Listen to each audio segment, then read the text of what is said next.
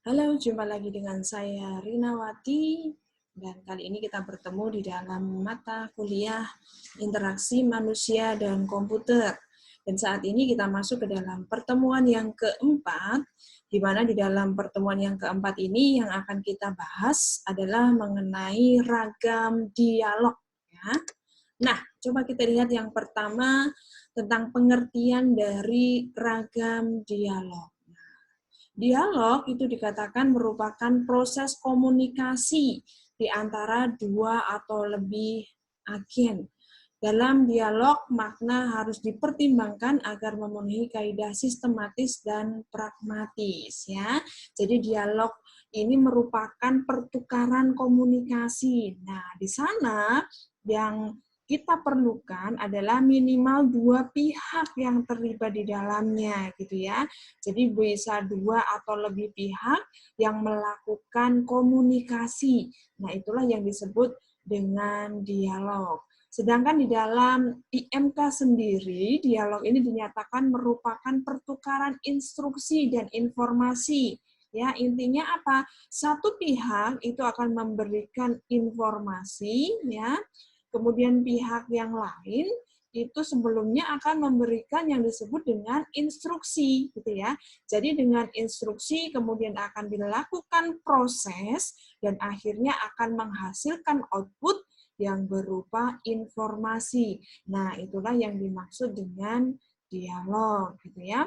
Jadi di sini kita bisa menarik satu kesimpulan bahwa ragam dialog itu merupakan proses pertukaran komunikasi antara satu atau lebih pihak di dalam pengambilan kaidah informasi ya antara user dan juga sistem komputer. Nah, itu adalah pihak-pihak yang terlibat di dalam dialog itu sendiri ya.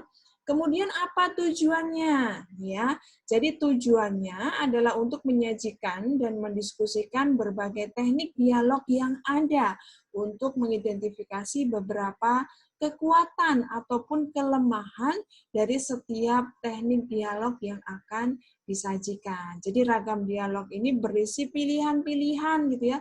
Kira-kira manakah yang cocok, kira-kira manakah yang memang kita perlukan. Nah, nantinya akan kita tentukan menggunakan dialog yang mana gitu ya.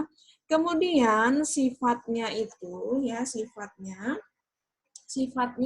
dari ragam dialog ini ada beberapa bagian ya, yaitu inisiatif, keluasan, kompleksitas, kekuatan, dan juga beban informasi. Coba kita lihat yang pertama, inisiatif. Ya, jadi inisiatif ini maksudnya kita menentukan keseluruhan dari ragam komunikasi sehingga nantinya kita dapat menentukan tipe penggunanya yang akan dituju oleh sistem yang dibangun gitu ya. Jadi dengan inisiatif ini pengguna akan memberikan tanggapan gitu ya. Jadi mana yang paling cocok ya ke sistem yang seperti apa yang kira-kira memang cocok. Nah, dari inisiatif ini sendiri ada dua tipe ya. Yang pertama yaitu yang disebut dengan inisiatif oleh komputer. Jadi bagaimana? Inisiatif oleh komputer ini pengguna itu memberikan tanggapan dari arahan komputernya gitu ya. Jadi si komputer akan memberikan pilihan, contohnya ya dari menu gitu ya, ataukah pilihan yes atau no gitu ya. Nah, dari situ kemudian si pengguna user itu akan memberikan tanggapannya.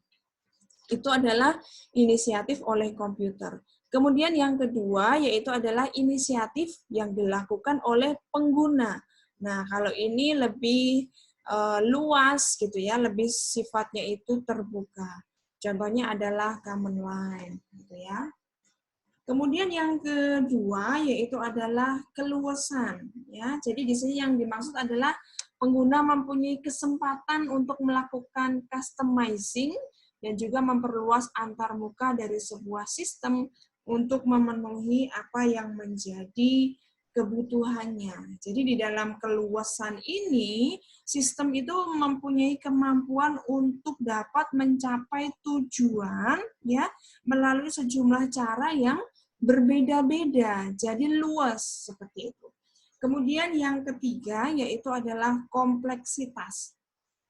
Nah, kalau kompleksitas ini menyatakan pengelompokan di dalam menerapkan model yang diinginkan pengguna ke dalam sistem ya. Kemudian dari hal tersebut akan menggunakan hierarki ya. Nah, itu artinya adalah kompleks. Kemudian kekuatan. Jumlah kerja yang dapat dilakukan oleh sistem untuk setiap perintah yang diberikan oleh si pengguna. Jadi powernya sejauh apa gitu ya. Kemudian beban informasi. Nah, kalau beban informasi ini menitik beratkan pada penyajian informasi yang dihasilkan ya, informasi apa yang dihasilkan oleh sistem komputer bagi si penggunanya gitu ya. Jadi di sini tentu yang menjadi tujuannya agar informasi tersebut adalah informasi yang memiliki bobot gitu ya, informasi yang dapat dipercaya. Jadi di sini ya sebisa mungkin kita sesuaikan dengan aras dari si penggunanya. Nah, itu di dalam penetapan beban informasi. Kemudian selanjutnya karakteristik dari ragam dialog. Nah, di sini kita akan mengenal beberapa karakter dari ragam dialog. Yang pertama yaitu yang disebut dengan konsistensi, ya. Jadi konsistensi ini menyatakan bahwa perintah itu memiliki sintaks standar dan juga urutan parameter yang memiliki tata letak yang konsisten gitu ya. Jadi di sini akan memberikan petunjuk penggunaan kepada si penggunanya gitu untuk bisa memahami perintah yang ada dengan pilihan-pilihan yang disajikan secara konsisten. Nah, itu dia. Kemudian yang kedua, umpan balik. Jadi inti dari umpan balik ini adalah ketersediaan mekanisme untuk pemberitahuan pengguna tentang proses yang sedang berlangsung gitu ya. Jadi di sini itu adalah umpan balik yang dilakukan oleh sistem. Kira-kira ini sistemnya sedang apa gitu ya. Jadi kita mengetahui apakah sedang proses gitu ya atau bahkan sedang terjadi kemacetan dan sebagainya. Sehingga si user ini akan mengetahui kalau misalkan pun memiliki waktu tunggu ya ada tandanya ya ada umpan baliknya sehingga si user itu tidak tersesat di dalam penggunaan aplikasi. Kemudian yang ketiga yaitu adalah observabilitas. Sistem dikatakan mempunyai sifat observabilitas apabila sistem itu bisa berfungsi secara benar gitu ya. Jadi bisa kita gunakan dan menghasilkan informasi yang benar. Kemudian yang kedua yaitu adalah sederhana ya. Jadi bisa berfungsi dengan baik, sederhana, tidak ribet gitu ya, walaupun pada kenyataannya di dalam sistem itu sendiri ya bisa dikatakan sangat rumit, tetapi ya sebisa mungkin yang disajikan itu adalah sesederhana mungkin bagi si penggunanya. Itulah yang disebut dengan observabilitas. Kemudian yang selanjutnya yaitu adalah kontrolabilitas. Nah, kontrolabilitas di sini merupakan kebalikan dari observabilitas ya. Jadi di sini dikatakan bahwa sistem itu harus selalu berada di dalam kontrol dari si pengguna gitu ya. Jadi ya sistem itu sepenuhnya ada di dalam kuasa dari si pengguna. Nah, di sini sangat penting di dalam pembangunan interface ya. Jadi sebisa mungkin ya sesederhana mungkin kita buat gitu ya agar si user bisa secara penuh itu melakukan kontrol. Nah, itu yang menjadi catatannya. Kemudian efisiensi. Nih lihat. Jadi di dalam efisiensi ini bagaimana antara user dengan komputer itu bisa bekerja secara maksimal, bisa bekerja sama gitu ya, sehingga semuanya bisa memaksimalkan, bisa produktif gitu ya, bisa menghasilkan apa yang terbaik ya dari masing-masing bagian yang telah ditetapkan ya, sehingga ya semuanya bisa efisien gitu ya, baik itu dilihat dari biaya, dari waktu, dari sistem dan semuanya ya. Nah, itu efisiensi. Kemudian keseimbangan ya. Jadi keseimbangan ini intinya adalah adanya pembagian tugas antara manusia dan juga komputer yang diusahakan itu bisa seoptimal mungkin gitu ya. Jadi kita akan membagi-bagi pekerjaan tersebut seoptimal mungkin. Itu yang disebut dengan keseimbangan. Lalu kategori dari ragam dialog ya. Jadi kategorinya itu kita akan membagi ke dalam beberapa kategori. Yang pertama yaitu adalah ragam dialog interaktif gitu ya. Jadi ragam dialog interaktif ini terdiri dari yang pertama yaitu adalah dialog berbasis perintah tunggal. Coba kita lihat yang pertama ya.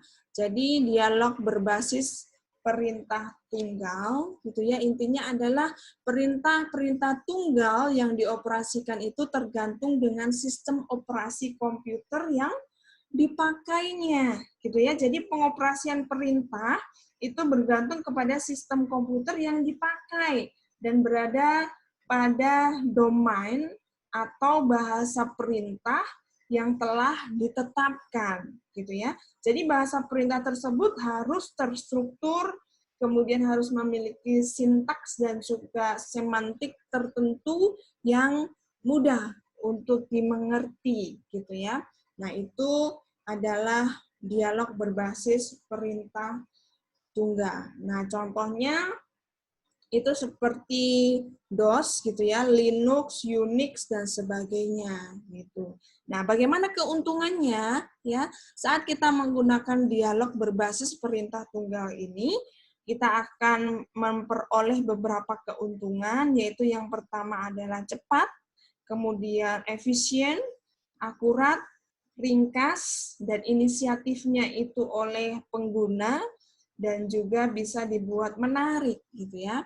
Kemudian kerugiannya ternyata untuk menggunakannya itu perlu perhatian yang lama, kemudian perlu pemakaian yang teratur, dan di sini juga memerlukan beban ingatan dari user itu yang sangat tinggi gitu ya. Kemudian nanti kalau terjadi error itu penanganannya kurang baik. Nah, itu beberapa kerugian dari dialog berbasis perintah tunggal. Kemudian yang kedua, dialog berbasis bahasa pemrograman, ya. Jadi kalau di dalam dialog ini, ya, memungkinkan si pengguna itu bisa mengemas sejumlah perintah ke dalam suatu berkas atau file gitu ya, yang berupa bat file. Nah, itu dia. Kemudian bisa menggunakan salah satu pemrograman yang baik gitu ya, dari arah rendah maupun arah tinggi.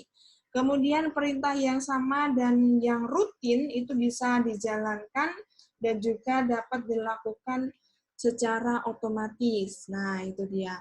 Ini contohnya adalah assembler, Pascal, bahasa C gitu ya, Fortran ataupun BASIC. Nah, itu dialog berbasis bahasa pemrograman. Kemudian yang ketiga, yaitu yang disebut dengan dialog berbasis pengisian formulir. Ya, jadi di sini si pengguna itu akan dihadapkan kepada suatu bentuk formulir. Di situ di dalam formulir tersebut akan berisi pengisian data dan juga opsi-opsi yang sebelumnya telah ditentukan, gitu ya. Jadi kita akan melihat bahwa di dalam layar itu akan tampil tampilan yang mencerminkan struktur dan juga input data ya. Kemudian kejelasan perancangan dan juga penyajian itu bisa dilakukan secara visual pada layar ya. Nah, itu beberapa ciri dari dialog berbasis pengisian form. Nah, ini contohnya nih. Contohnya adalah nih, contohnya. Kita sudah ada formulirnya, hanya tinggal mengisi nih di sini. Kode, NIS, nama, tinggal isi sesuai dengan form yang telah ada. Gitu ya. Di sini juga sama nih, isi apa yang perlu diisi. Nah, itu adalah contoh dialog berbasis pengisian formulir. Kemudian yang selanjutnya sistem menu nih. Jadi sistem menu ini adalah dialog yang menampilkan daftar sejumlah pilihan dalam jumlah yang terbatas gitu. Jadi dari sistem menu ini kita akan dihadapkan kepada sejumlah pilihan dengan jumlah yang terbatas gitu ya. Kemudian nanti kita tinggal memilihnya. Nah, ada dua jenis dari sistem menu ini, yaitu yang pertama adalah sistem menu datar, dan yang kedua adalah sistem menu tarik. Ya. Oke, ini yang pertama, sistem menu datar. Sistem menu datar ini terdiri dari selektor pilihan. Nih, jadi sistem menu datar itu merupakan sistem menu yang menampilkan semua pilihan secara lengkap gitu ya. Jadi dari selektor pilihan ini kita akan disajikan dengan pilihan-pilihan yang sesuai dengan kriteria yang telah ditetapkan gitu ya. Misalkan angka 1 sampai 10 ataupun alfabet gitu ya, tergantung dari kebutuhannya. Kemudian penggunaan tanda terang. Jadi di sini dengan menggunakan suatu mekanisme yang disebut dengan tanda terang. Jadi tanda terang tersebut bisa kita gerakkan kepada pilihan yang ada di layar gitu ya. Dengan tombol panah kiri, atas, kanan ataupun bawah, dan juga bisa menggunakan mouse. Lalu kalau menentukan pilihan itu bisa kita klik ataupun juga bisa menggunakan tombol enter. Nah, itu cara kerja dari penggunaan tanda terang. Nah, ini contohnya nih dengan menu datar ya. Ini ditampilkan sesuai dengan pilihannya ada berapa macam gitu ya. Kemudian di sini tentukan pilihan kita. Kita pilih mana yang menjadi pilihan kita. Itu contoh dari menu datar. Ya, kalau ini dengan cara highlight ya. Jadi di sini kursor akan kita gerakkan ke opsi-opsi yang ada di sini gitu ya. Nanti misalkan nih klik mahasiswa ataukah alumni ataukah karyawan. Lalu apa? Buku wisuda, legalisir dan sebagainya. Nah, ini contoh dari highlight ya. Kemudian sistem menu tarik. Nih, sistem menu tarik ya. Jadi kalau sistem menu tarik ini merupakan sistem menu yang akan menampilkan pilihan dalam kelompok-kelompok tertentu gitu. Contohnya apa? Misalkan contoh aplikasinya. Di sini ya kita klik file, maka di situ akan keluar beberapa opsi ya, opsi yang disajikan di sana. Jadwal mengajar, di dalam mengajar ini ada beberapa opsi yang termasuk di dalam mengajar. Nah, di sini kita tinggal memilih dari sub-sub menu tersebut yang menjadi pilihan kita, gitu ya. Nah, itu penggambarannya. Kemudian, kita bisa melihat dari sistem menu ini, kita akan menemukan beberapa keuntungan yang bisa kita rasakan ya. Yang pertama yaitu adalah perlu sedikit pengetikan. Jadi di situ semuanya sudah ditampilkan di dalam menu, kita tinggal memilih. Kemudian yang kedua, beban memori bagi user itu rendah, lalu struktur terdefinisi dengan baik, kemudian perancangannya juga mudah, lalu ada tools-tools yang sudah disiapkan, tinggal kita gunakan. Tetapi ada beberapa kerugian yang sering kita alami dengan sistem menu ini, yaitu adalah terkadang itu lambat, kemudian perlunya ruangan layar yang lebih luas, gitu ya. Tidak sesuai untuk input data, kemudian tidak sesuai untuk inisiasi dan user, kemudian tidak sesuai untuk inisiasi yang sifatnya campuran, gitu. Jadi itu beberapa kerugian dari sistem menu. Lalu selanjutnya, antarmuka berbasis bahasa alami, gitu ya. Jadi di sini menyatakan dialog yang berisikan instruksi-instruksi dalam bahasa alami yang diterjemahkan oleh sistem penterjemah, gitu. Jadi di sini menyatakan bahwa kecakapan manusia dan komputer itu harus bisa saling melengkapi, gitu ya, sehingga dialog itu bisa berjalan dengan optimal, gitu. Jadi di sini kita akan melihat apakah yang menjadi kekuatan masing-masing, baik itu dari manusia sebagai user ataupun dari si komputernya, gitu. Jadi si pengguna itu bisa memberikan perintah dalam bahasa alami yang sifatnya itu umum, tetapi sebaliknya kita memerlukan sistem penterjemah, gitu ya. Nah, itu yang kita perlukan. Nah, contohnya apa? Contohnya misalkan di sini nih, bahasanya adalah cetak semua daftar mahasiswa yang mempunyai grade C, gitu ya. Ini adalah bahasa alami manusia, gitu. Nah, di sini kita akan melihat apa yang menjadi keuntungannya, yaitu tidak memerlukan sintaksis, kemudian luwes dan juga powerful, alamiah, merupakan inisiatif yang sifatnya itu adalah campuran, gitu ya. Kemudian kerugiannya itu terkadang mempunyai dualisme, kemudian tidak presisi, terkadang itu bisa bertele-tele, lalu perancangan softwarenya yang bisa rumit, kemudian terkadang juga tidak efisien. Nah, itu yang kita perlu perhatikan di dalam pembangunan antarmuka yang berbasis bahasa alami, ya.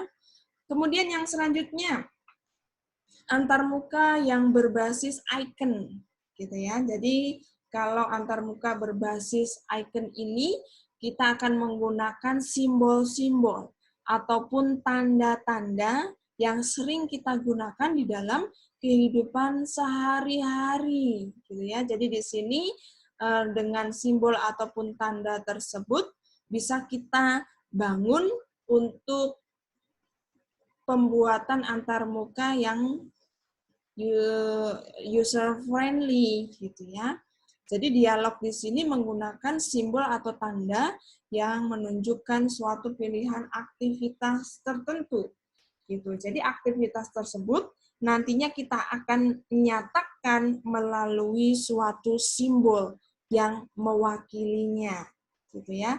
Nah, yang menjadi permasalahan yaitu adalah belum adanya standarisasi dari bentuk icon itu sendiri, gitu. Jadi suka-sukanya. Nah, terkadang hal tersebutlah yang membuat dualisme, gitu ya. Kemudian ya kalau kita bisa usul gitu ya, sebaiknya dilakukan perbaikan seperti misalkan menggunakan icon, tetapi kita juga tambahkan teks yang menjelaskan fungsi dari icon tersebut sehingga tepat sasaran gitu ya. Antara si pengguna itu memang pas apa yang dimaksudkannya dengan arti yang sesungguhnya. Nah, begitu ya. Itu yang antarmuka berbasis icon. Ini contohnya gitu ya, icon-icon yang sering digunakan ya, kamera ya gambarnya kamera dan sebagainya. Kemudian sistem penjendelaan. Sistem antarmuka yang memungkinkan pengguna untuk menampilkan berbagai informasi pada satu atau lebih jendela, gitu ya. Jadi di sini kita bisa menampilkan beberapa jendela. Nah, aksesnya lebih banyak sumber informasi, kemudian kombinasi dari berbagai sumber informasi, bisa melakukan kendali bebas, kemudian common konteks, penyajian jamak, dan reminder ataupun pengingat. Nah, jenisnya itu ada beberapa macam ya.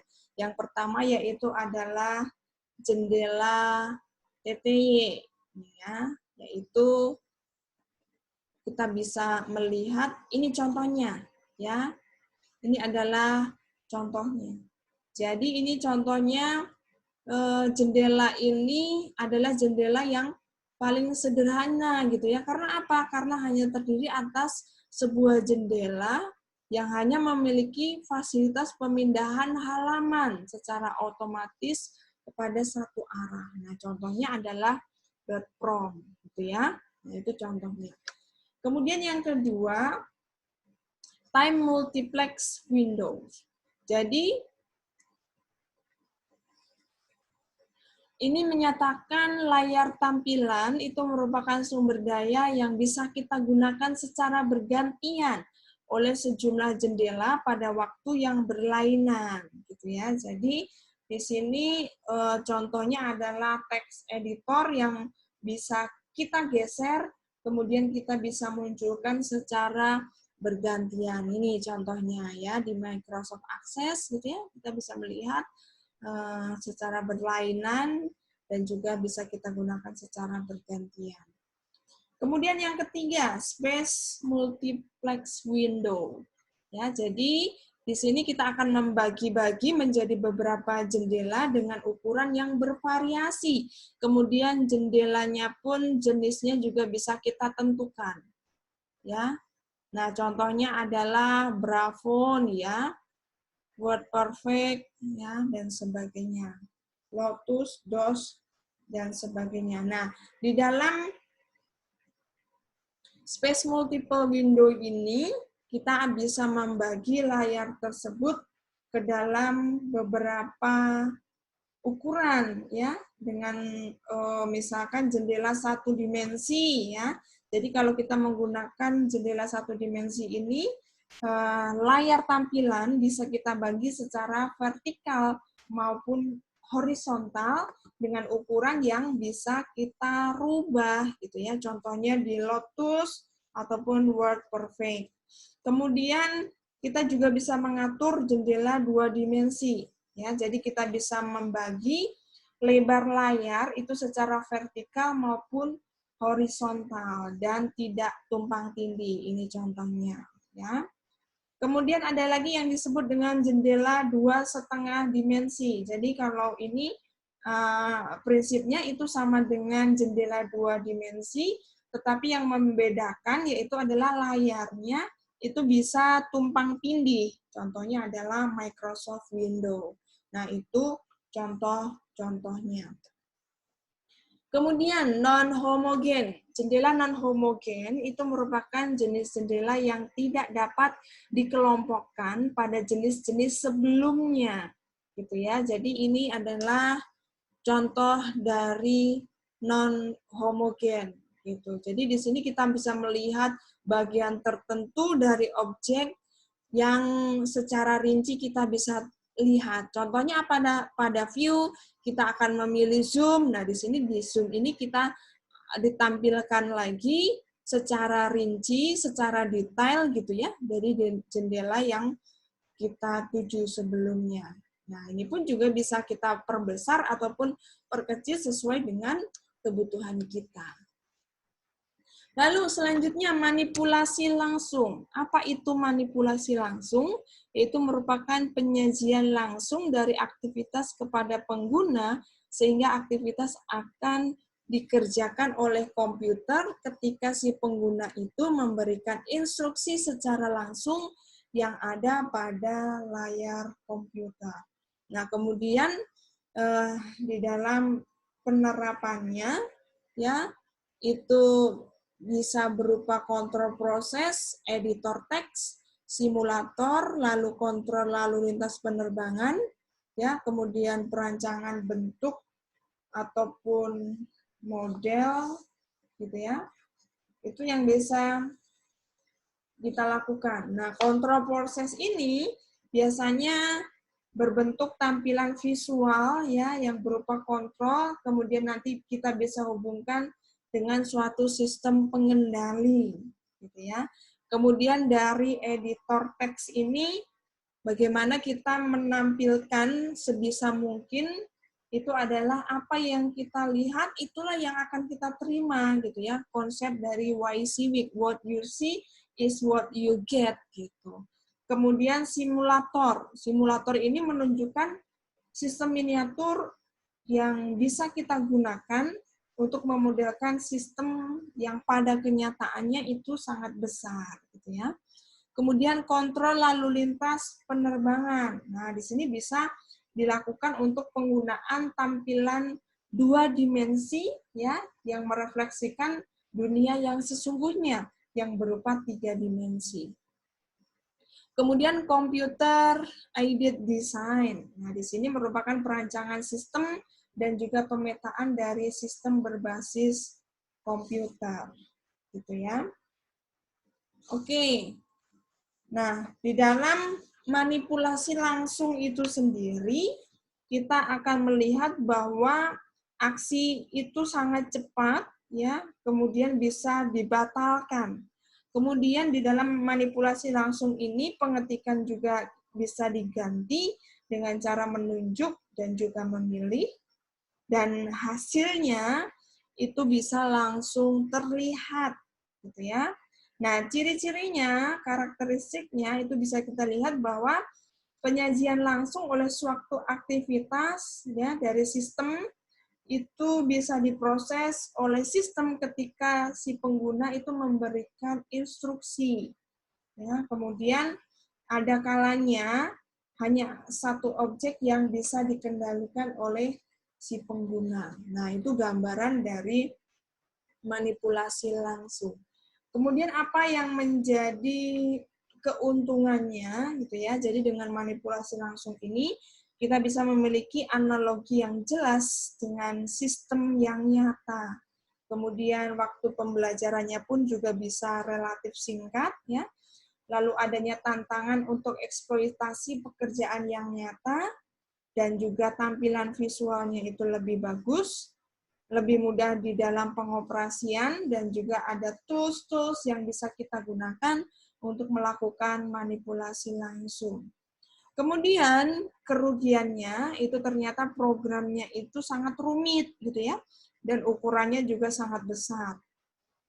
Kemudian memerlukan tampilan grafis dengan resolusi yang sangat tinggi ya, kemudian memerlukan piranti input, kemudian memerlukan rancangan tampilan dengan kualifikasi tertentu sesuai dengan apa yang dibutuhkan. Nah, itu gambaran dari manipulasi langsung. Kemudian selanjutnya antarmuka berbasis interaksi grafis. Jadi antarmuka berbasis interaksi grafis ini merupakan dialog yang berbentuk pesan atau informasi pada suatu gambar atau link yang tampil ketika pengguna melakukan suatu aktivitas. Ini contohnya, contoh dari interaksi grafis. Jadi saat kita melakukan browsing gitu ya dan sebagainya, kemudian di sini akan disajikan ya grafik-grafik yang bisa kita pilih. Nah, ini adalah contohnya. Oke, demikian yang bisa saya sampaikan di dalam pertemuan yang keempat ini. Dan akhir kata, terima kasih atas perhatiannya. Mohon maaf apabila ada salah-salah kata, dan terima kasih atas atensinya.